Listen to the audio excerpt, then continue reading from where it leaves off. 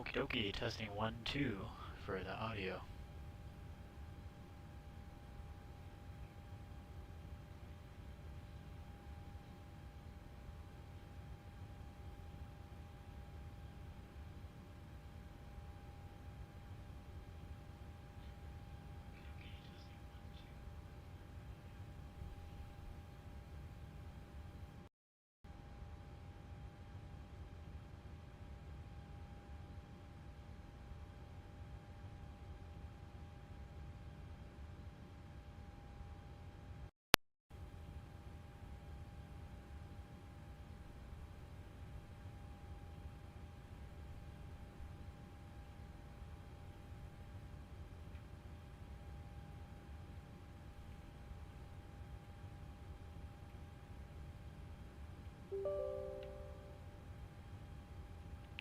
Alright, should be good now, I think, on the audio. Just gotta reset this.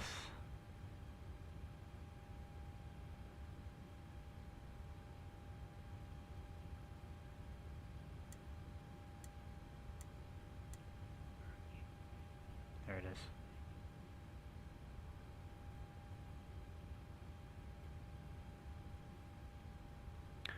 Okay, let's get our flows.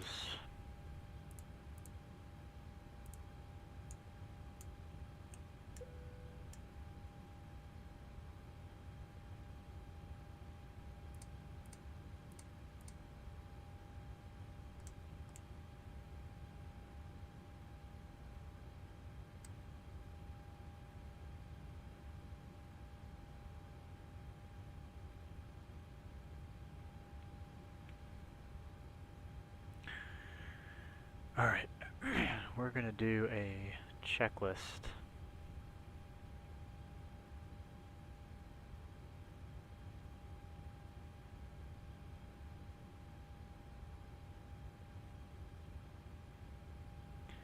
After we do a briefing. Alright, so it'll be right seat takeoff today. Aircraft is in good shape, no MELs. Predicted taxi route, push out of here, taxi out to spot 12, and then Charlie all the way down to 26. Right, nice long dry runway available for takeoff. Flaps 5.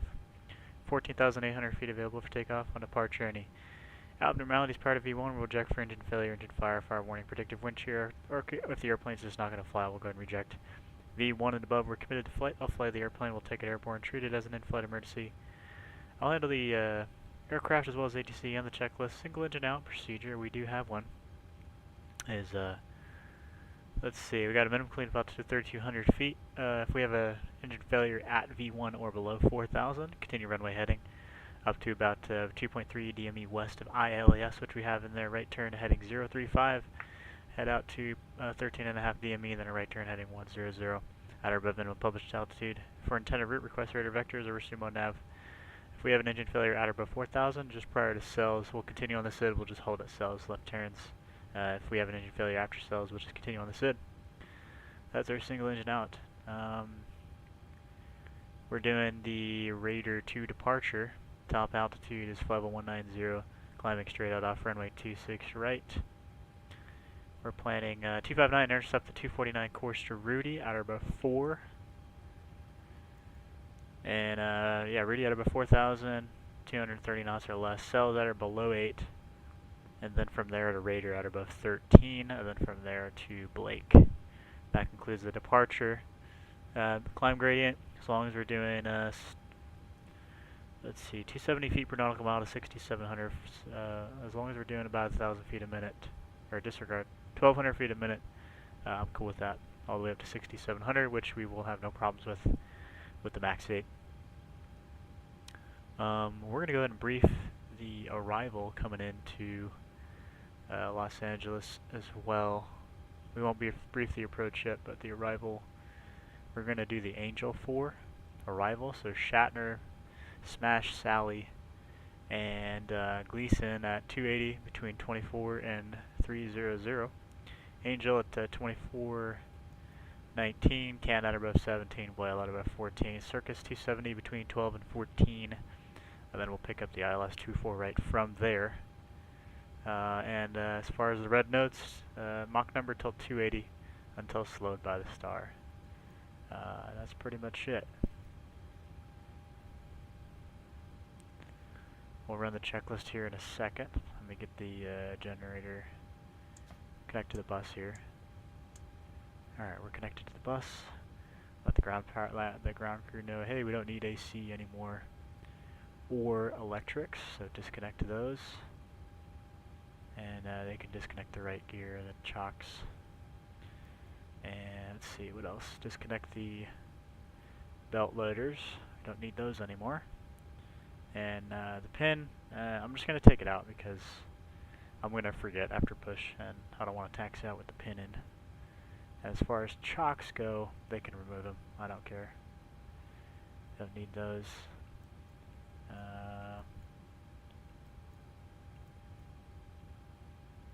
And we'll remove the chalk too, so screw it. Because I'm going to forget all that stuff. Alright, now we'll go back to doors. We'll close the, the cargo doors, and then the only one we'd have left is the forward entry cabin door, which we have one door light there, so sweet. And we'll go ahead and add some airflow to the back. There we go. And yeah, current weather, we got Juliet and 270 at 3, 2990. Vegas right now, or correction, LA right now, weather is cloudy and 54 degrees. And we'll go ahead and make a PA to the passengers, a mock PA.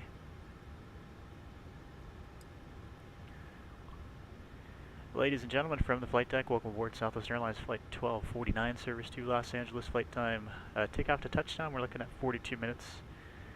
A little bit of bumps expected along our flight today, so keep an eye on that seatbelt sign, and do anticipate it to remain on for the entire duration of the flight.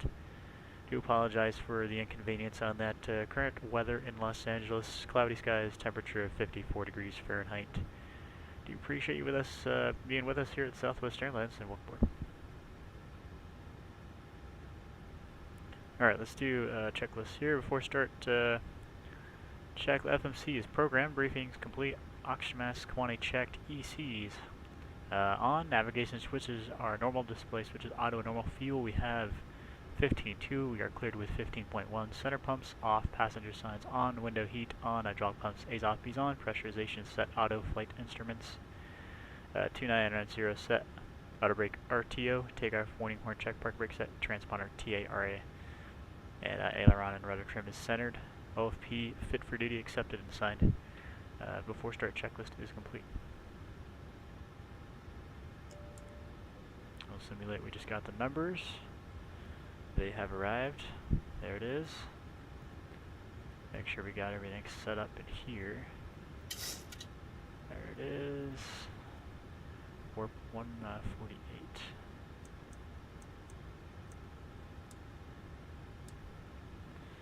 Okay, so we have that. Get this all squared away.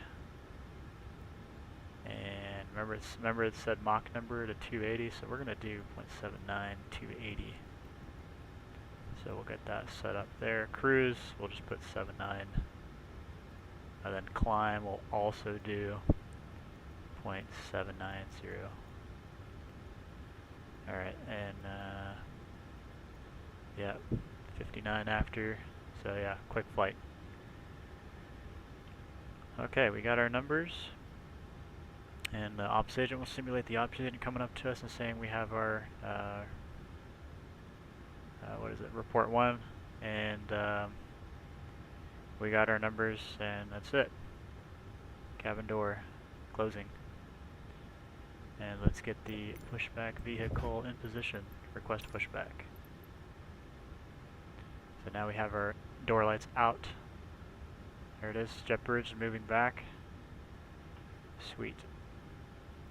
Everything's looking pretty nice.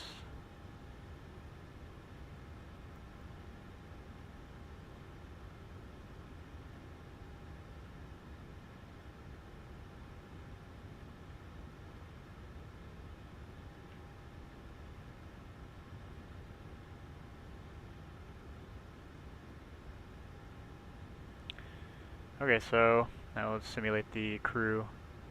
Pushback crew, the captain will be talking to them. And pushback crew would say aircraft 8, what airplane is it? I don't know what plane we are. Aircraft number 8725. Pre-push items complete. 3-person wireless push. And captain is going to reply with, how's it going? Got 8725, A's off, B's on, door lights out, and parking brake is set. And we'll get a pushback clearance, simulate all that, we got it. Make sure we are actually clear behind. There's nobody out there. Cool, we'll turn the beacon on. And we'll go ahead and get the, we actually need to do the before push checklist. So before push checklist, 0 fuel weight 132.1 set, gross weight 147.3 cross-checked. PWB marks viewed N1s is 38/13 reduced set, runway 26 right set, flaps PWB 5, CD5, V speeds 136, 138, 148 set. Stab trim is 5.2 set, min cleanup altitude we have at 3200. I didn't set it, but we'll say it's set. And flight deck door, lights out. So that's it. Get the brakes released and we'll get pushed out of here and we'll start up. Brakes are released and we'll simulate clear to push, and let us, at your discretion, let us know when we can fire up 2 and 1. Alright, here comes number 2.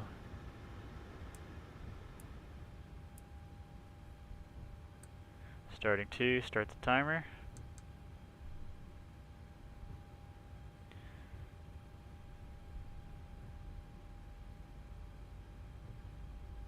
There you get your motoring right there.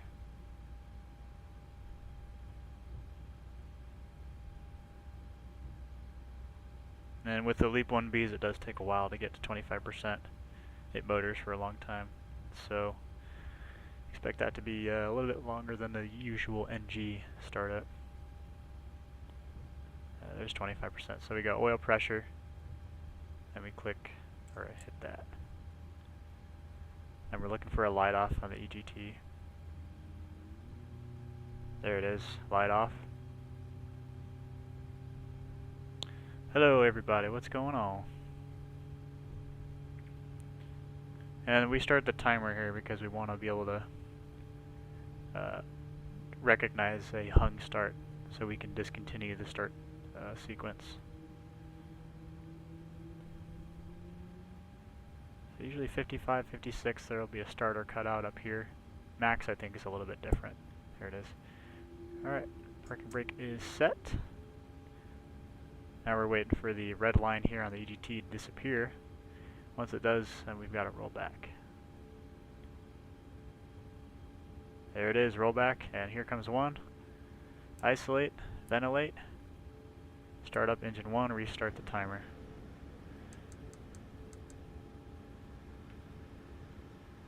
Here we go. Got a pushback crew right there. Looking for 3 ramp agents, the pin in the bag, and you are good to go. And the captain would say, we got 1 good start, you guys are cleared off, have a good rest of your night, we'll see you. Usually what they say. And we do have negative oil pressure yet. There it is, oil pressure. There's our 25%, add the fuel. Looking for a light off on the EGT. There it is, light off.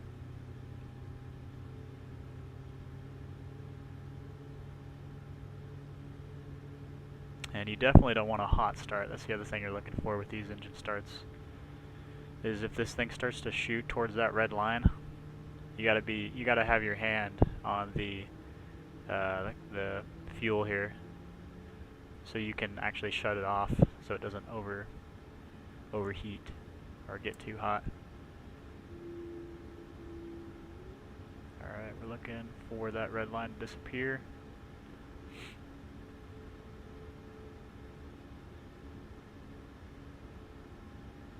Alright, roll back.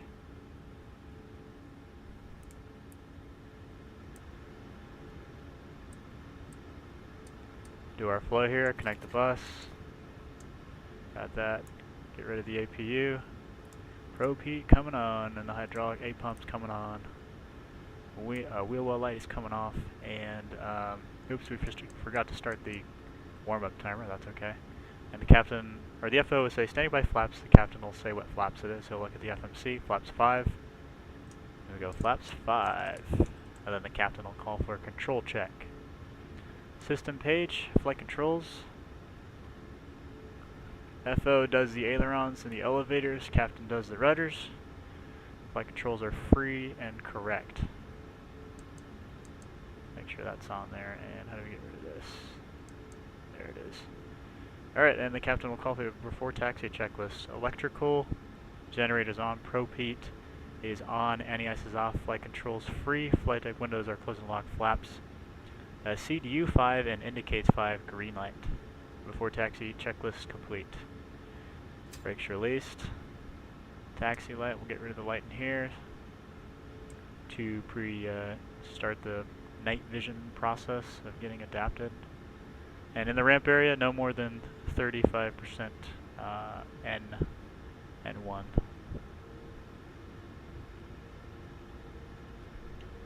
Las Vegas Travis, Southwest 1249, taxiing to runway 26 right to Las Vegas. Alright.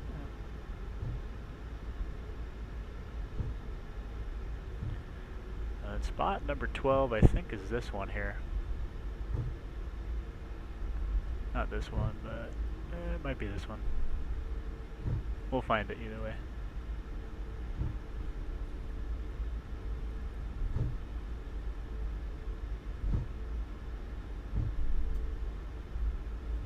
And it doesn't seem like you need a whole lot of power to get this thing going. Alright, Charlie is the first taxiway. So there's spot 12, you see it right here on the ground. This first taxiway, or make sure we're clear left and right. We'll slow down because we're going too fast for the turns here. There we go.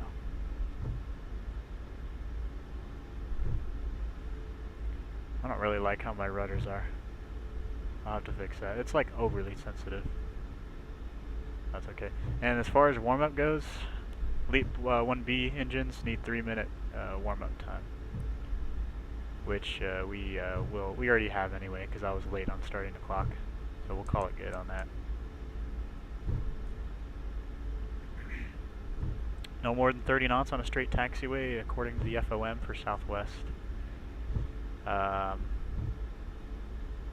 is not always abided by, let's put it that way. But that's what it says. I don't want to go too fast though, because I feel like you go too fast and you start to over control with the rudders. What the heck is this guy doing? Literally.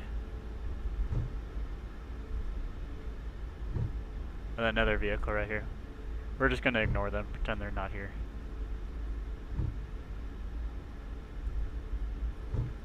We're just going to smash right into them. And we're about a minute away from departure, so we're going to do a before takeoff checklist here after we ding the flight attendants. Then they would say, okay, you're clear for departure, captain hears it, do a throttle burst. We got no takeoff warning horn, recall. And before takeoff checklist, minimum takeoff fuel is verified, departure plan not required, attendant notification complete, electrical is the generators on, NAS is off, PAX auto bleeds, engines on, APU off, storage switches is left continuous, APU is off, flaps. Again, CDU 5 indicates 5 and a green light. And start levers are idle and recall is already checked. Before takeoff checklist complete. That's usually done about a minute before departure, because you got to verify your minimum takeoff fuel, which for us is 14.4. We have that. So.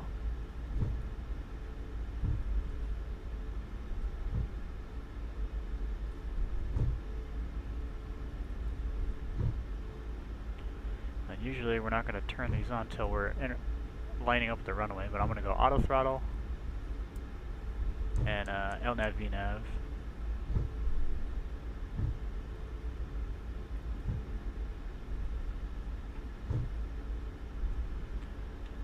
Las Vegas traffic, Southwest 1249 is departing 26 right via the Raider base.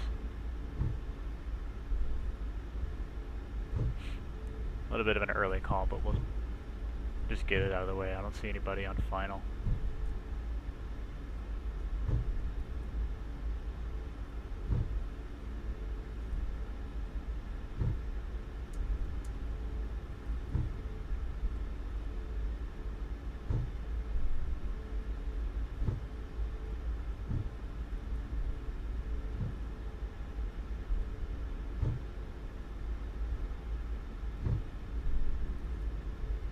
And we'll just remember that 3,200 feet was our minimum cleanup altitude. I didn't set it because it takes too long in this airplane to actually scroll all the way up to that altitude. So,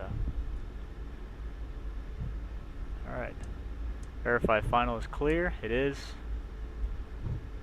And let's get going. We'll line up at the runway. Verify 26 right. Got the correct runway.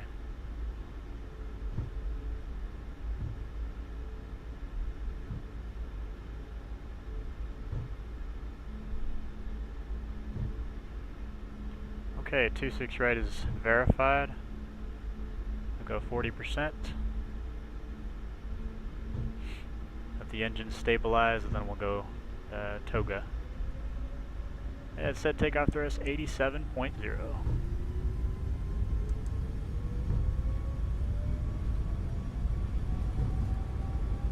87.0 set. 80 knots.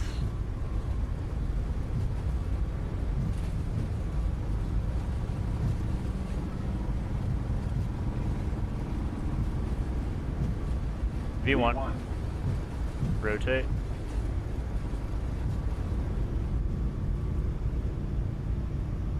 About 3 degrees a second. PF calls landing gear up. PM goes positive rate, landing gear up.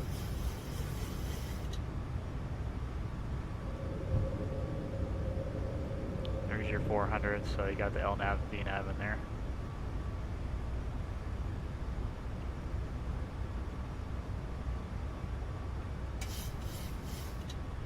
Alright, set speed, climb thrust, flaps 1. Flaps 1. And the captain would do that. Set the speed. There it is. It's hard to do everything at the same time. Alright, and go flaps up. And we'll pitch up to follow the flight director.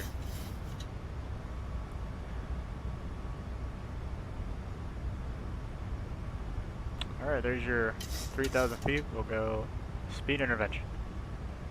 I'm going to go command B, just because there's a lot to do on this. Once we're at 5,000 feet above the ground, we can actually delete the D rate to get rid of the taxi.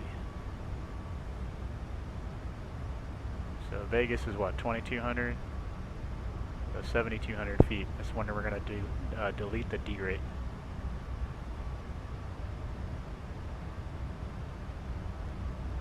Rid of the auto brake off. 7,200. Okay, we'll delete the D right here. And one limit. And we actually don't even have a D right. Alright. Disregard. If we did, we would just go to that.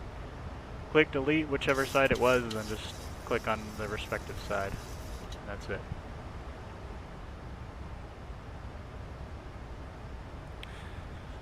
Alright. Okay, we'll hand flat. That's fine. Disengaged. Autopilot. Yeah, we can actually go up to, we can hand fly up to we'll go up to 18K. But hand flying is pretty easy. Flight director has us pitched down because we got a restriction of cells at or below 8, which we're at right now. So now that restriction has been relieved, so now we can start pitching up.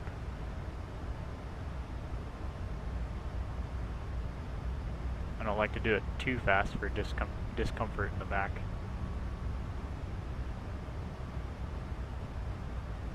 Nice smooth control movements.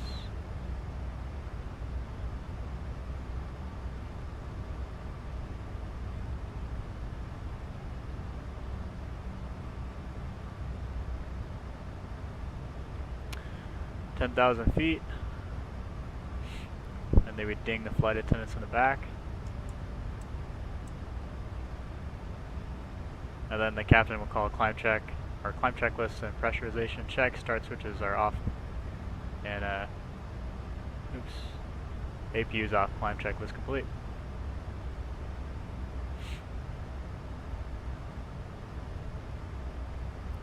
Using the flight directors is basically cheating. I freaking love them.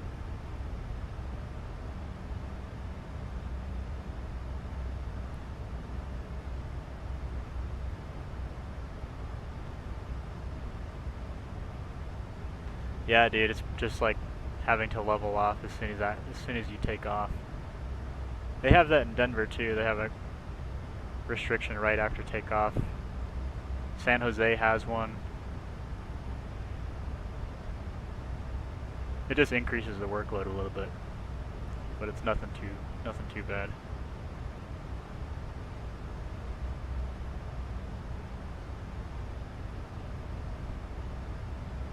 Alright, I'm going to set our cruise, which is 320.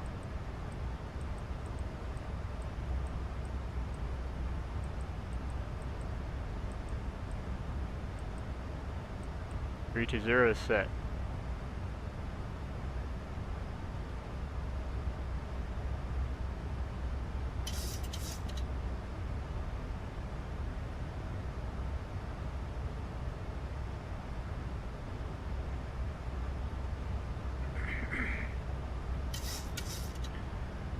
And once we get to 18,000 feet, something's going to happen.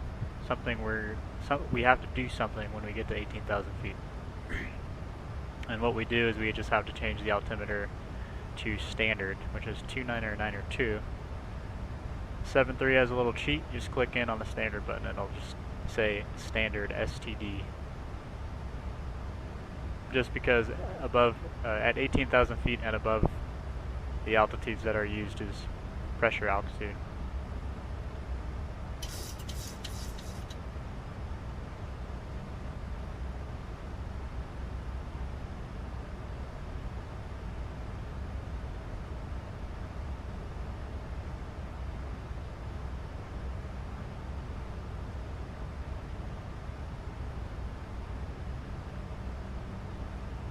Alright, we're at 180. I'm going to go Command B. And 180, standard, set. The other thing that Southwest does is turn off the exterior lights. Not all of them, of course. They'll keep the strobes on and the anti-collision. And the nav lights. And that's pretty much it. Everything's pretty much monitoring at this point.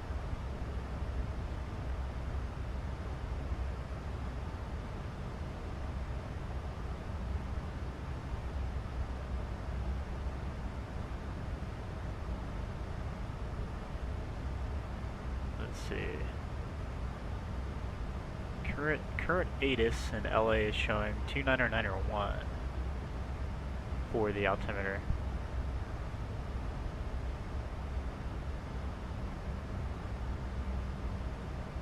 Which I can't seem to frickin'...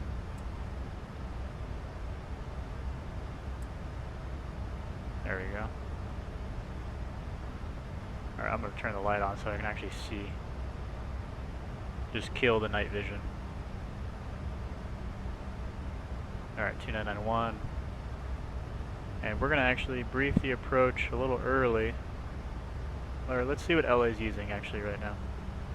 They're still using, let's see, simultaneous approaches, ILS 24 left, ILS 25 left approaches in use. So normally they use 24 right.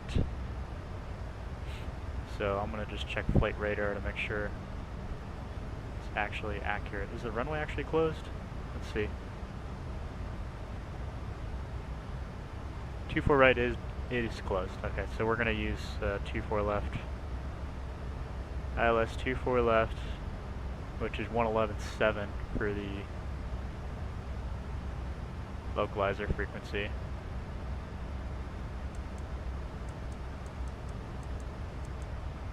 Get that set up. 1117. There it is. And then now we're going to just switch the runway to 24 left. And we'll pick it up from Circus. Execute, verify it's actually correct. Alright, so we're going to look at it here. Alright, Circus at 270. 14, 12, Pafila at above 10, Sawa at above 9, Walnut at above 8, Hurler at above 7, Finesse at above 6, Phase at above 5, and Julie at above 4, Bobby at above 4, Sudi at 2200, 33 path, Mr. Approach 251, intercept the 260 to rafts, and hold at 2000, left turns for the hold.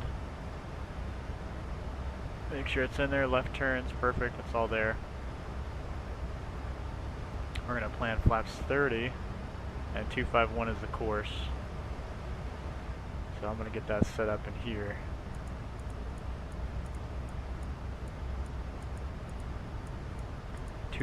Once we get the courses set up, I'm just going to brief the approach early. The arrival's already briefed because the departure and the arrival basically our transition from our departure went straight to the transition for the arrival, so I just briefed them both. The only thing left we have to brief is this. Alright, and the minimums is 323. No NOTAMs that are changing or amending the minimums. So 323.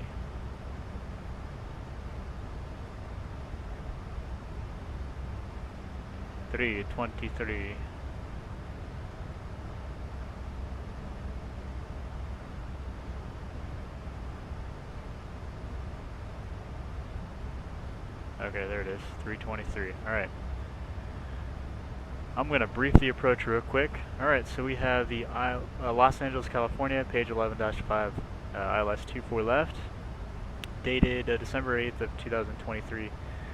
Localizer code is India Hotel Quebec Bravo, frequency 111.7, final approach course is 251, cross Sudi at 22 with an ILSDA of 323, touchdown zone elevation 123, minimum safe altitude if we need it 7,700 on the north side. No significant remarks, plan on a 3-degree path all the way down, got to see a PAPI on the right side of the runway, Malser approach lighting system. In the event of a go-around, we will fly the published mist, or as directed by the tower published mist. We're just going to climb straight out to 2,000 feet at 251 on a heading, intercept the 260 to rafts from the LA VOR. And that's it for the approach. As far as landing goes, nice long runway. Let me get the runway length here. 24 left, yeah, 9,000, that's fine. I'll plan a left turn off at Yankee and Echo or Delta over to Terminal 1.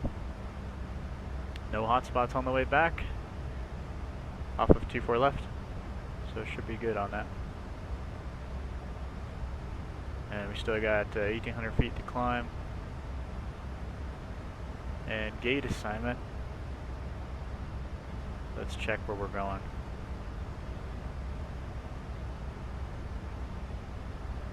We are Southwest 1249. Just gonna check op suite here. What it was. 17 Bravo.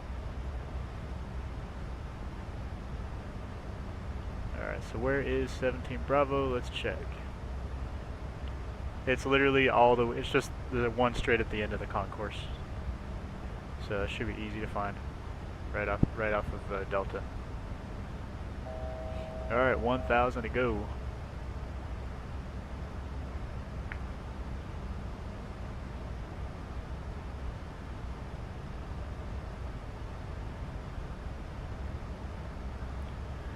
So normally this, I feel like the cruising altitude for LA from Vegas is usually lower than this. I thought it was like 280, but 320 was filed for today, so that's what we're doing. TD, where's TD at? It's in 56 miles, okay, not bad.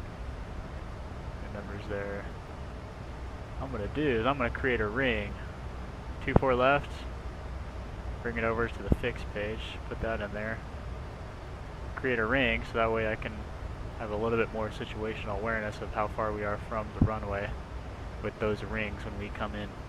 And we'll be able to see it on the ND. I need to sync this here. There we go.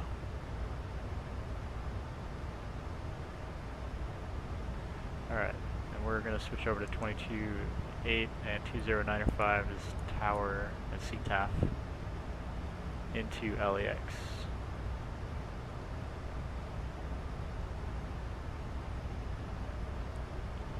Into KLAX. Up here at cruise.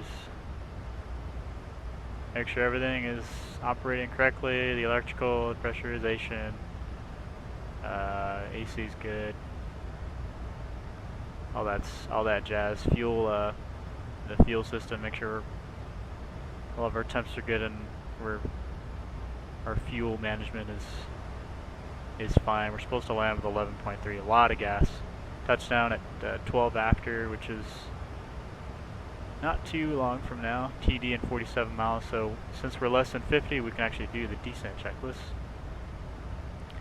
So descent checklist minimums, set VREF and VTarget is 142, 147, set, and auto brake off, recall checked, descent checklist complete. And we're going to set the bottom of the arrival, which is 2000.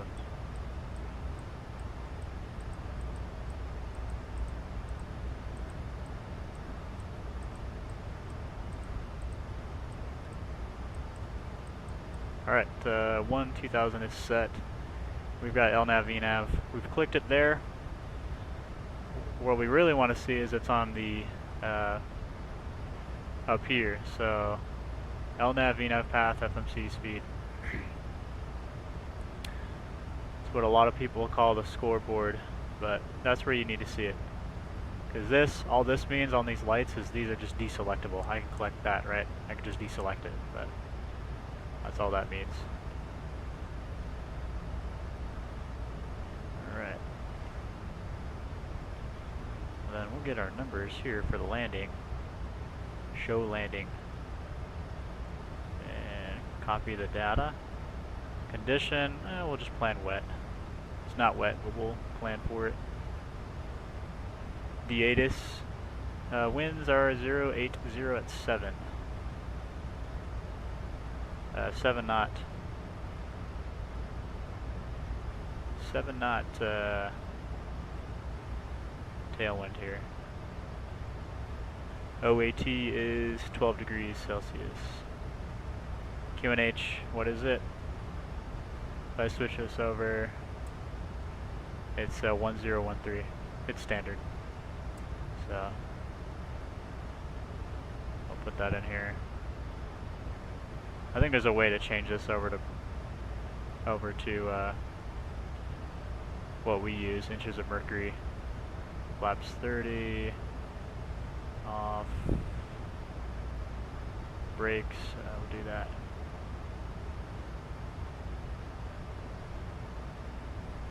Alright, sweet.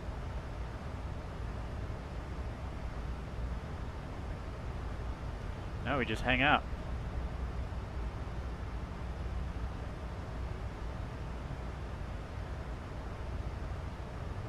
Yeah, we'll just fly the econ speeds for now. The arrival does slow us down quite a bit to 280, but that's okay. We'll just fly the published speeds coming in.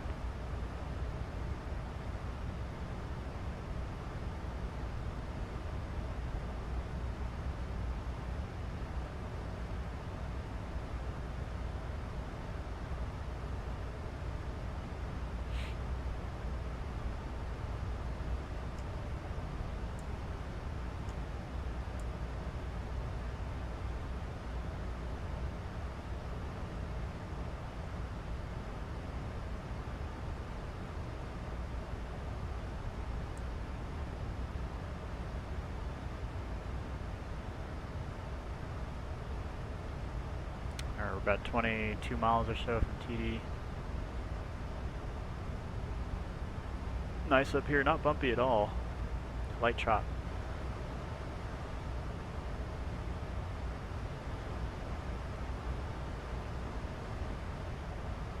Or no light chop, so it's nice. Oh man, I had to jump seat in last night into LAX from Honolulu. Then I had to take SkyWest to San Diego. That was kind of brutal. I ended up walking from Terminal 7 to Terminal 1 because I had like 3 hours to kill. And I got like 20,000 steps in. Nobody walks that far, that's crazy. Would have been a lot quicker to just go out of security and then walk across directly to Terminal 1.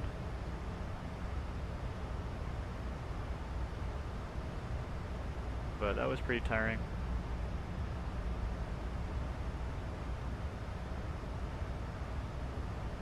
Happy to be home for a few days, then I had to go back to work again. Was it home today, home tomorrow? I don't fly the 7-3 in real life, but I do fly caravans in Hawaii, island hoppers. So I'm gonna jump seat on KLAS, the 747, out of LAX. Not tomorrow night, but the next night. I want to say the departure time out of there is like 2:30 a.m. So I'm gonna take the last SkyWest flight out of San Diego. Go up to LA. I'm probably gonna swing by it over to In-N-Out by 24 right. Grab a burger, and then I'm gonna Uber back over to the cargo side. I'll have to contact KLAS, but I think they usually have you meet the crew over by ICC, where all the cargo jets park. So that should be fun. Be a good experience. I'll be well fed. Unlike the passenger airlines, they never freaking feed you on any overnight or red-eye flights. It's like a basic snack service and like a water service or a quick beverage service. That's pretty much it.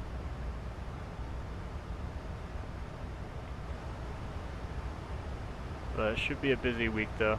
Just finished the bid today. I've got 5 miles till TD.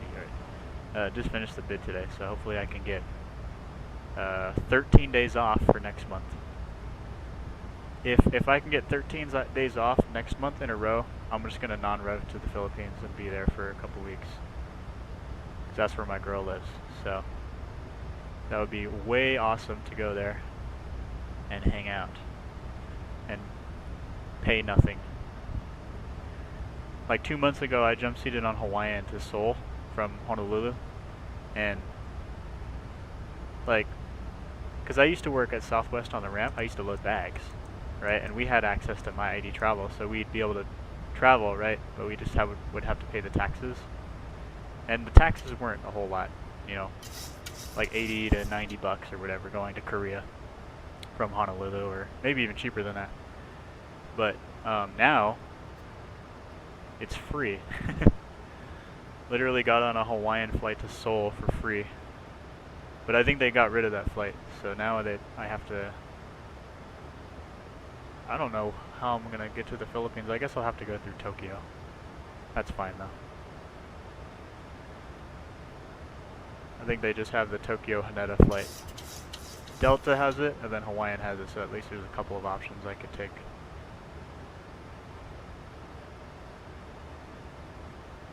But the only thing with Delta, I have to list at the gate. Like, I literally got done with work, so I did 8 legs.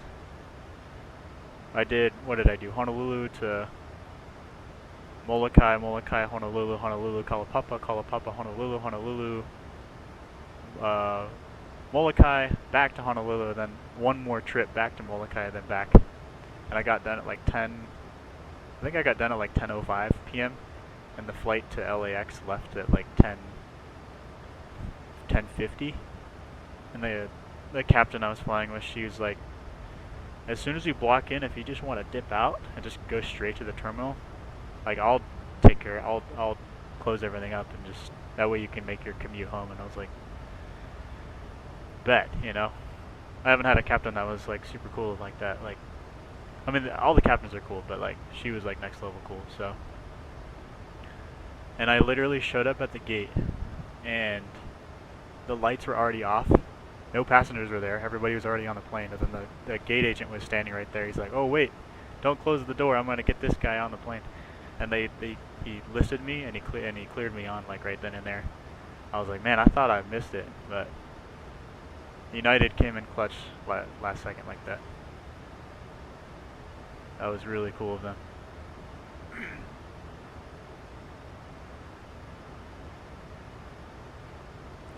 Yeah, I think you should do it, man. Honestly, the airport jobs are fun. I was ramp agent for Southwest. I worked in San Diego, Honolulu, Denver, and Phoenix. And honestly, the money, it's not amazing in the beginning, but it's not bad either because there's so much overtime. You know, it depends on the station you work at, of course, but there's so much overtime where, like, let's see, my best check loading bags at Southwest, I think was like $4 grand in 2 weeks.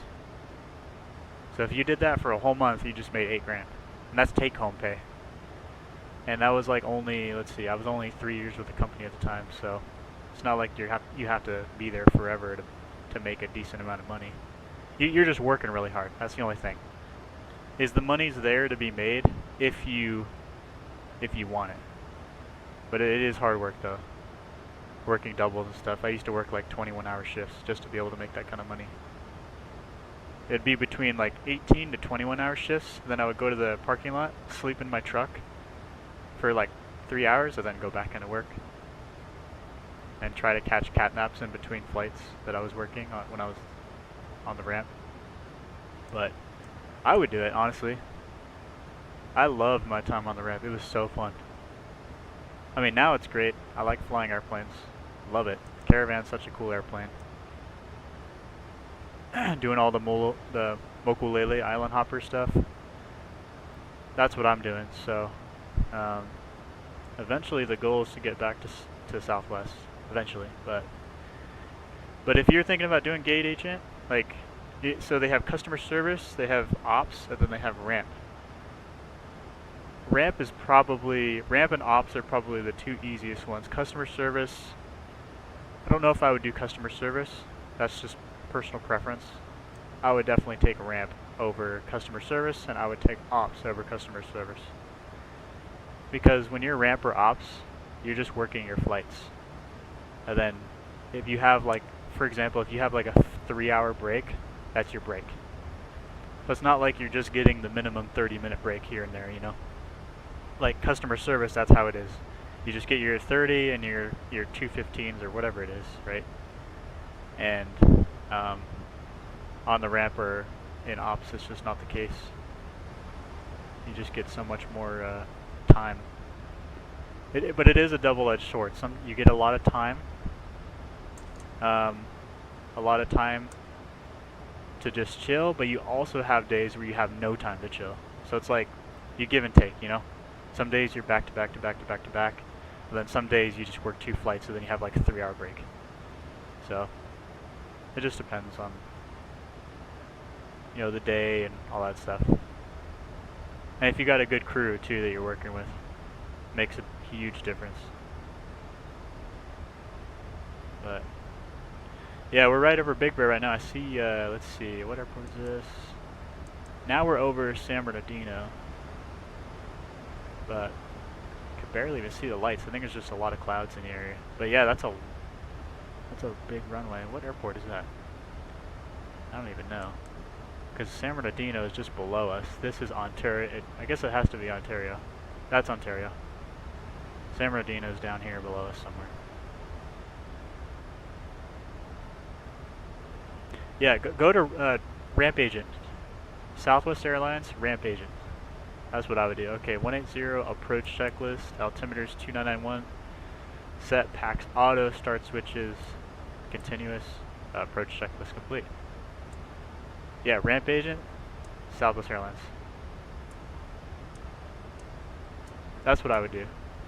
But I'm biased, because, you know, Southwest. I worked there for 6 years, so I'm biased towards them, but that was the best company I've ever worked for.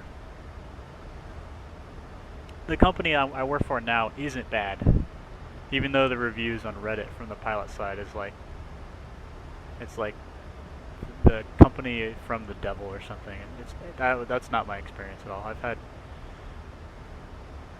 pretty much only good experiences with the company that I work for now.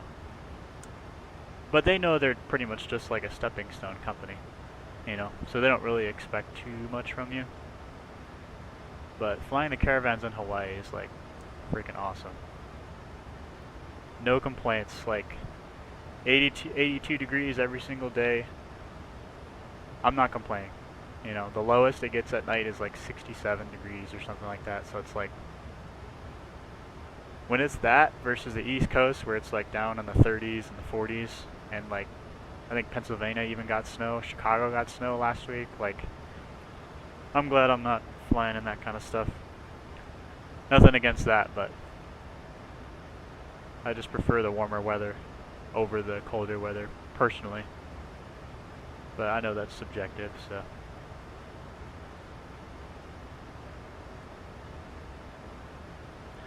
Oh sweet, are you doing private pilot ground right now, or so like do you do private ground, then instrument ground, and then commercial ground, or you just do private ground and then you start your private pilot training? Oh, that's over at Glendale? That's sweet. The flying in SoCal is awesome too. It's a nice place to learn because there's just so much going on. There's a lot of airspace around, so your comms are going to get pretty darn good. You won't have the same struggles as somebody who's learning how to fly out of an uncontrolled airport. You know, it gets so busy out here, and you got to really be on your A game, especially into some of these other airports like Van Nuys and stuff like that.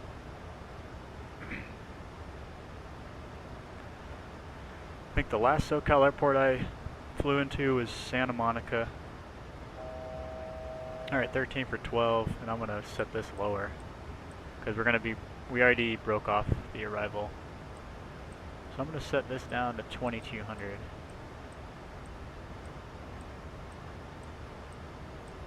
Sorry guys, I know I'm chit-chatting. I'm just letting the plane fly it in. But making sure everything's all squared away in here, make sure our numbers are still the same. Drag required, and we already got that squared away. I don't think we have... Yeah, we're fine. I'm going to pull up the ILS 24 left, make sure we have that chart up.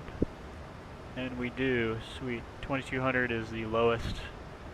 Is SUDI. Final approach fix altitude is 2200 feet over SUDI. So I have that set up. And we are a little fast, so we're going to bring this out. We're going to bring the boards out, is what people call it. The speed brakes.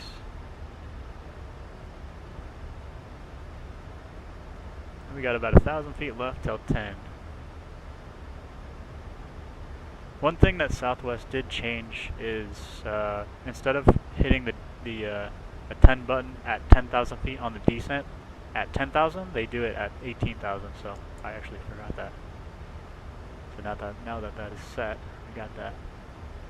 And then the call out here would be 10,000 feet, attendance notified.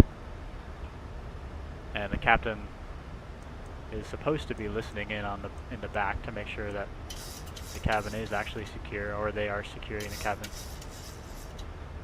So there it is, 10,000. We're a little fast, I know.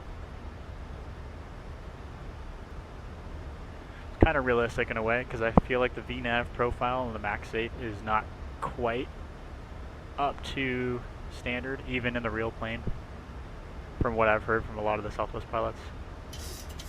It's like they just took the VNAV profile from the 800 and put it on the Max 8, and they don't really coincide with each other as far as the profile goes. But same airplane, just different profiles. Okay, there we go. we're at 250. When does it want me to slow down? It'll have me slow down a little bit further in. Okay. So yeah, your private ground, and then you'll start these flight labs after the semester, then instrument. Okay. Whiteman? Nice. I have not flown into Whiteman. That seems like a pretty cool airport though. One time I took a Cherokee into Burbank, and they took us almost right over Whiteman. I think there's like these stacks over there or something. I don't remember. When I flew into there, it was like 2017. It was a long time ago. So, but they had us look for, I think, these stacks, and we came in from there into Burbank for runway 15. But yeah, Whiteman is right there, right below the Charlie. That's cool. That's a good place to learn. Really busy. Where's the practice areas over there? Do people go out towards like Simi Valley and stuff like that to do air work? And like over towards Fillmore Viewer? I wonder. Yeah, I'm gonna switch over to LA CTAF, and we're currently 25. Right. LA traffic southwest 1249 is 25 mile final, 24 left, LA. Okay, so it wants us to slow down. I'm gonna do speed intervention, and we'll set it up to the up bug.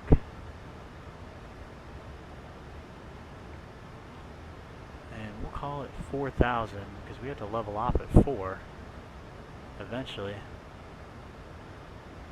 Or if I just hit phase right here, we'll do that. So we'll hit phase at 5. There it is, and I'm gonna hit approach mode. So there it is, Borloke capture. We got it. And the plane's going to level off at 5, and it's going to intercept the glide slope, and we're just going to follow that all the way in. Rather than following this VNAV path all the way down. Nothing wrong with that, I just want to get on the glide slope here. So there it is. We have it identified, 6 for 5. So India Hotel Quebec Bravo, that's what it is. There's our DME distance there. Oops. Alright, make sure we have the correct page selected. Here it is.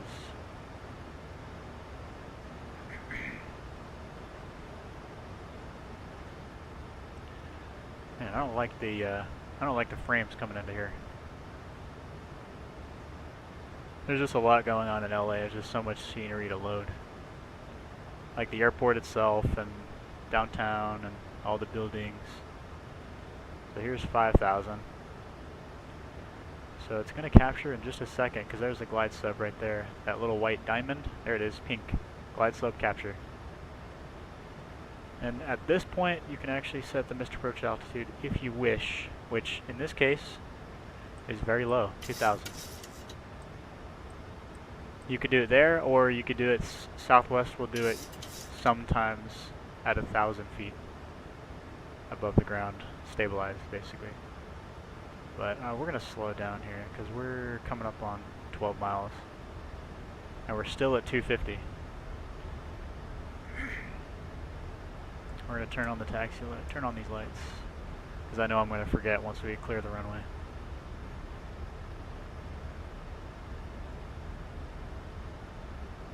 I don't know, that's a good question. I need to check actually. LAX is CTAF, yep. Nobody's working the LAX airport at the moment.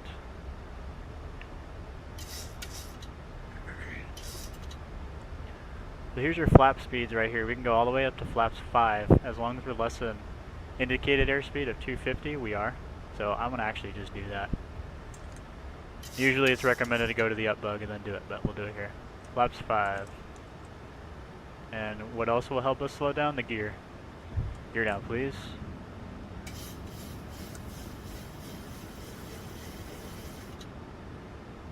There it is. And I'm going to set this lower to we'll do 180. We're going to do 180 to Sudi and then we'll start slowing.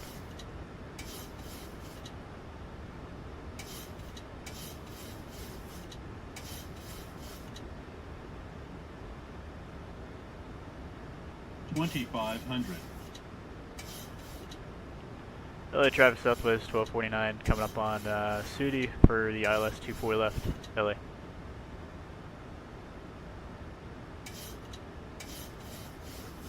Or half a mile from Sudi.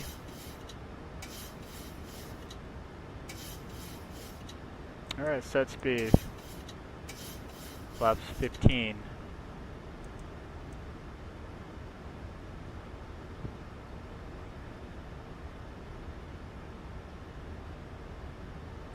Flaps 30 before landing checklist.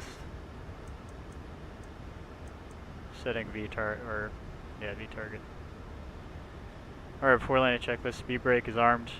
Green light, landing gear down, 3 green, flaps 30, green light before landing checklist complete. Coming up on Sophie. We slowed down pretty quick, huh? It's not too bad. I guess we could have done the 250 gig. 250 gig all the way down. That's okay. Alright, I'm going to see if I can hand fly this. So I'm going to disconnect, we're at 53.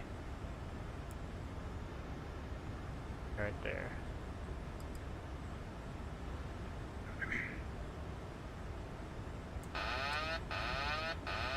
Autopilot disengaged.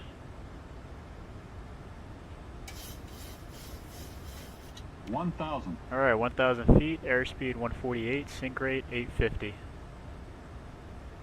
That's a required Southwest call to make sure that you are actually stable coming in.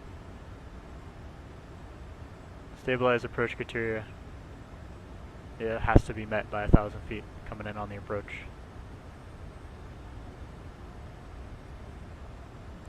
LA traffic southwest 1249 coming up on 2 mile final, 24 left LA.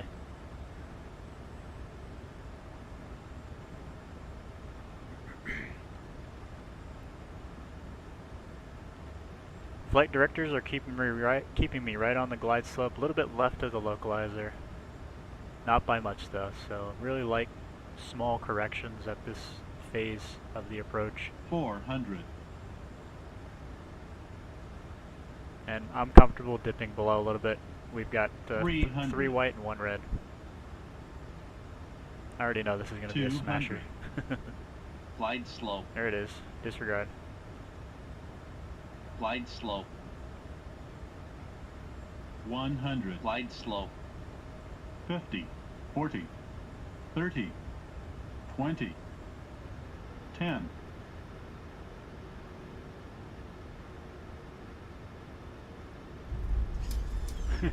Of course it would frickin' stutter right at touchdown. Alright, extended and deployed.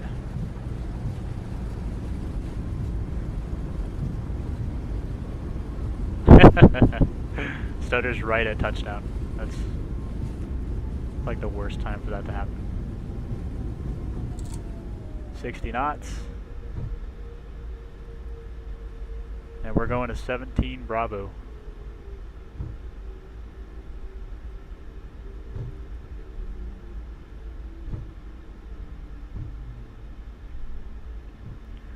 Slow down to taxi speed. Flaps up. Start the clock, right? Because we need a cooldown time, right? For the LEAP 1B. That's 3 minutes. So we need a 3-minute cooldown time.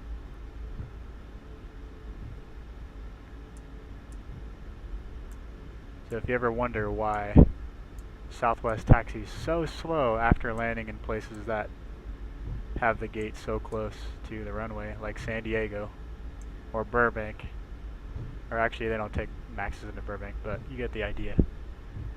It's because of the 3-minute cooldown time.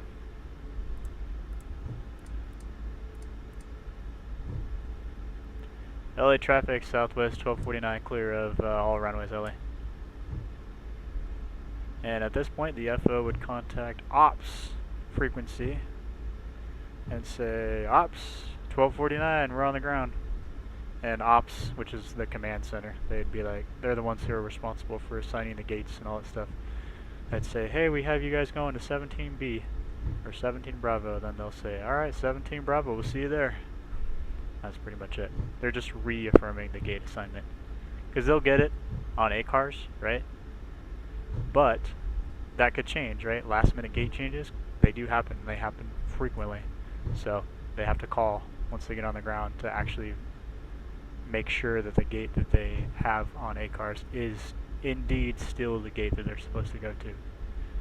Because I've had planes land, you know, when I was working the ramp, and they didn't call ops, and they taxied into the wrong gate. Happened more times than I can count, because the pilots never called ops, you know. Granted, the workload is high, right? They're busy contacting ground, and there's a lot going on. So, you know, no harm, no foul. Just something to be aware of. Just throwing that out there.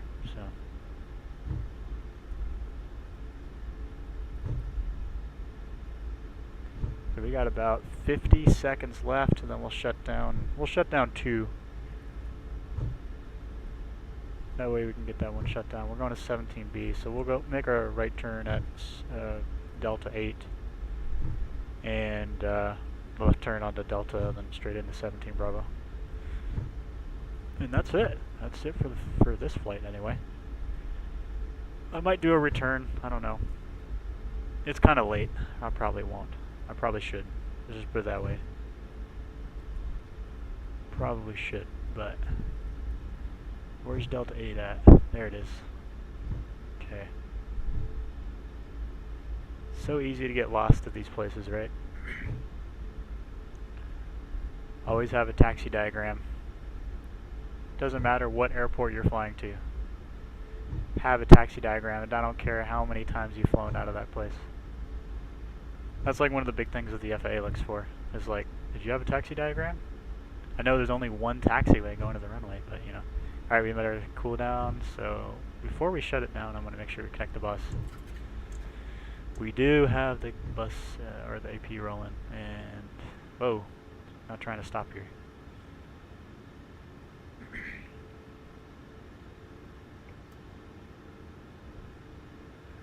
Man, we had it good. Sometimes when I hold down on the brakes, not all the way, like it'll think that I'm like trying to go all the way. But alright, here's 2 coming off.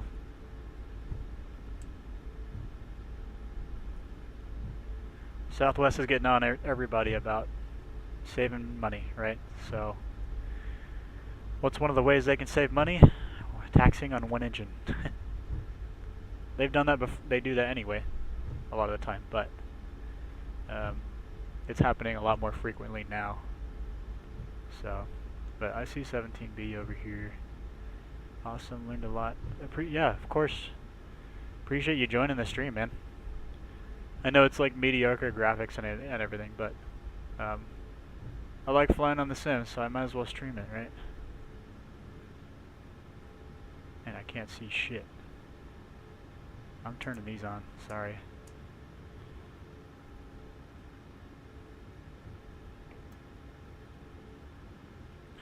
I really need to get GSX so we can have marshalers coming in.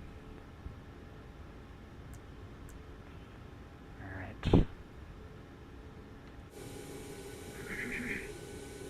This is pretty accurate sometimes with how quickly they're taxiing in. Or not quickly they're taxiing in. It's like, dude, I'm trying to go home, bro. Let's see.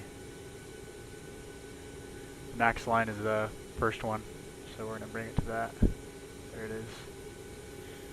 A little bit of a hard stop, that's okay. And we'll set the parking brake. Parking brake is set. And we'll shut it off. And we'll verify fuel flow 0. Collision light comes off. And we did all that.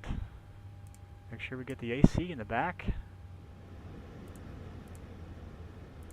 Make sure we turn the transponder to standby and zeros. There it is. Turn this on, we'll do a parking checklist.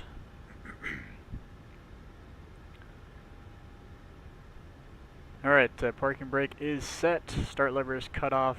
Anti-collision light off. Fuel pumps got the forward left on. Window heat off. Probe heat auto. Anti-ice is off. Hydraulic pumps electrics off.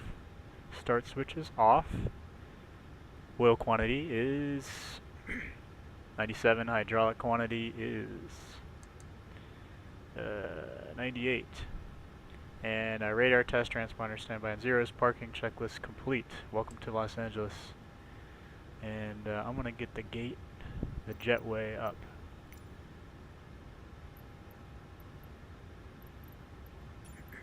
Alright, jetway's coming up.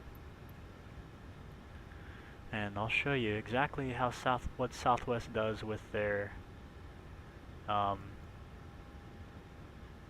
see, outside stuff. Okay, forward entry cabin doors open. I heard it open. There it is. So normally, the door's open. So if this was a turn, then you'd have Provo coming up. But we'll say this is a terminator, meaning that it's done for the night. So that door's open. Go down here. And okay, cargo doors, because they got to get the bags out, right? Cargo door forward and aft. Now we go to ground support. Make sure we get the chocked. If it's a terminator, all of them are getting chocked. If it was just a turn, just the nose gear and the right gear are being chocked. But electrics, so that's your ground power, and then your air conditioning.